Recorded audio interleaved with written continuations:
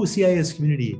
Welcome to this conversation that will be bringing together members of our parent body and our staff and our student body to talk about a subject of general interest to us all. And as you can imagine, as we are currently in the midst of the fifth wave of the COVID-19 pandemic here in Hong Kong, that one of the topics that's front of mind is how we can find and draw on our internal strength, how we can be reminded of and reach out to one another, given the solidarity of the CIS community, to really face and persevere through, as we will, this period of adversity as well as possible.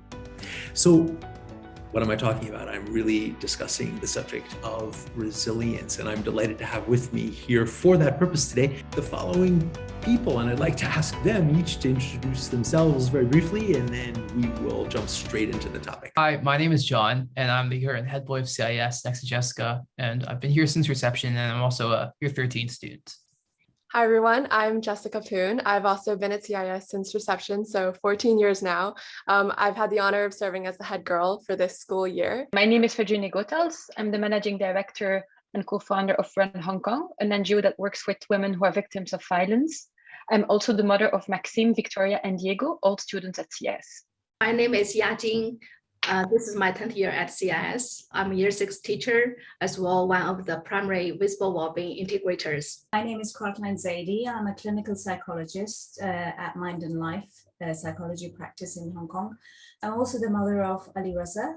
My name is Tim Conroy-Stocker, and I'm the head of Counselling and Learning Enhancement at secondary at CIS, and I've been working in the role for about 3 years now. The first question that I'd like to ask you is, how would you define resilience, and why do you feel like it's such an important virtue to have in life? The definition of resilience is, the process of adapting well in the face of adversity, trauma, tragedy, threats, or significant sources of stress. What that means is your ability to be able to cope with setbacks and be able to bounce back with that. Resilience is especially applicable, in the lives of students or like adults every day. Whether things don't go our way, for example, like, a test or a project we were working on doesn't go as planned, or even in our current situation, we never really expected to have to be, online learning or, interacting with people this way. So it's also about, finding a way to adapt and persevere. And I think that's also how we kind of grow as human beings even. I think resilience is the capacity to take knocks in life and to bounce back, or even better, to bounce forward. Often hard times mean that you, when you come back from them, you've made some form of gain or realization. My experience working day in, day out with people who are trauma survivors and who are facing loss every day. I see resilience as having 3 factors. One is the ability to understand the nature of the adversity. Second is recognize your own vulnerability.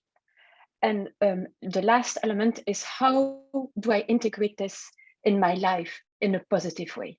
How do I develop strategies that help me cope with the adversity that I'm facing? I would define resilience as kind of what gives people the emotional strength to overcome challenges and setbacks, obviously by utilizing resources, their personal strengths or skills, and whether that can be seeking help from support systems or tapping into your strengths. That can really allow someone to grow and turn it into a positive experience rather than a negative one. I also feel like it's important to note that resilience doesn't mean that you don't ever experience difficult emotions or stress, but you rather are able to embrace these struggles and channel them into opportunities for personal growth. And I think that's really important in every aspect of our lives. I think it's something you learn. But I also don't think it's necessarily a global skill. I think when we look at adults and children, I think what we're going to see is kind of a spiky profile in terms of where and when they can be resilient. I've met lots of students who find learning a challenge and they're less resilient with their learning, and then some students who are super confident, they take knocks really easy and they can respond. Similarly, students, in terms of family situations, personal, emotional situations, they can be more or less resilient? I think resilience, these capabilities are innate in the brain and hardwired by evolution, and it can be developed and strengthened by our experience in life.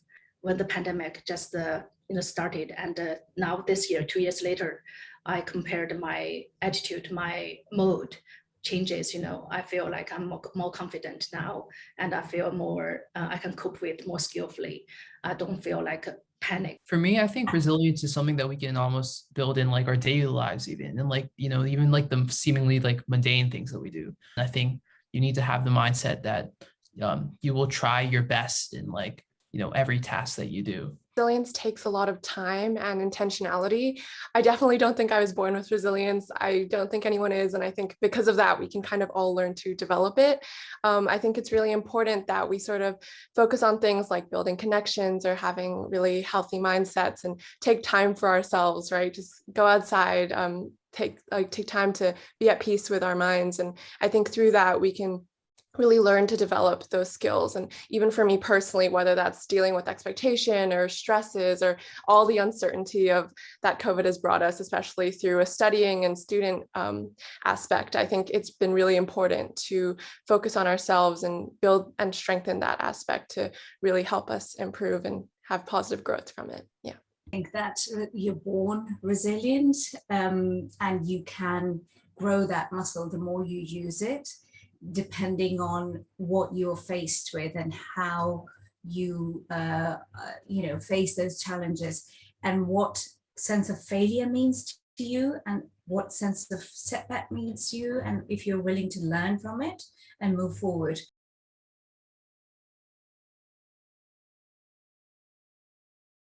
As students, sometimes, when we do face those challenges and we feel like we can't overcome it ourselves, talking to people, especially with the resources we have at school, like with counselors, for example, advisors, teachers who are willing, who are all willing to talk to us, finding those people and really verbalizing your, struggles, your challenge with anything.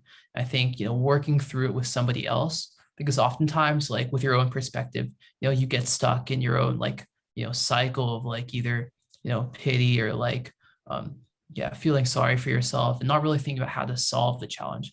But somebody else with an objective point of view can really look at this from a macro standpoint. I feel self-compassion is a powerful way to achieve our emotional well-being, the constant in our lives.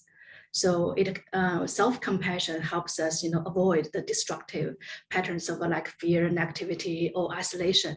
It also requires mindfulness, that we hold our experience, with a balanced awareness rather than, ignoring our pain. It's so important that we prioritize relationships and really find ourselves connecting with empathetic and understanding people that can sort of validate our feelings and make us feel less alone amidst this difficulty. And of course, just taking care of ourselves. I genuinely feel like stress is just as much physical as it is emotional. And so we don't realize how much of a difference it can make if we're just sleeping and eating well and exercising and going outdoors. Another thing is just practicing gratitude and mindfulness kind of builds into the whole idea of self-compassion. Support networks make a massive difference. For us parents, knowing that our kids are at CIS and that there is an amazing support networks with the teachers, with the professionals that surround them, amongst the students, it's a massive reassurance. Having a support network helps you to be compassionate and also to accept yourself with your limitations.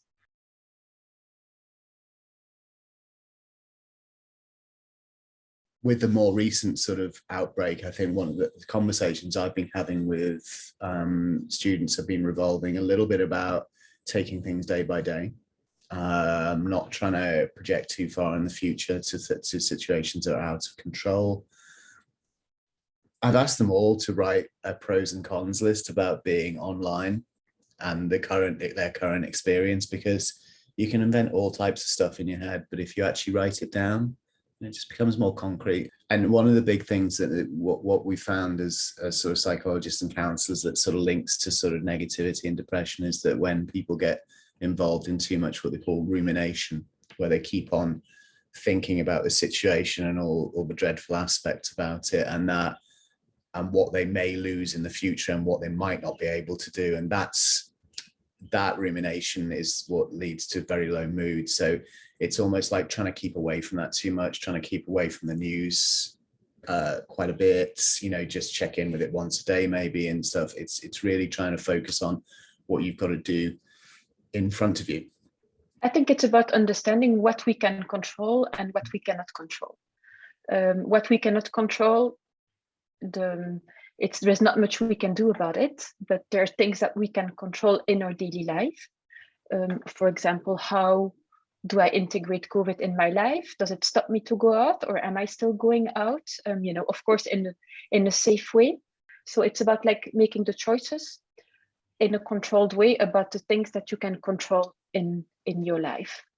Give yourself some permissions to sigh.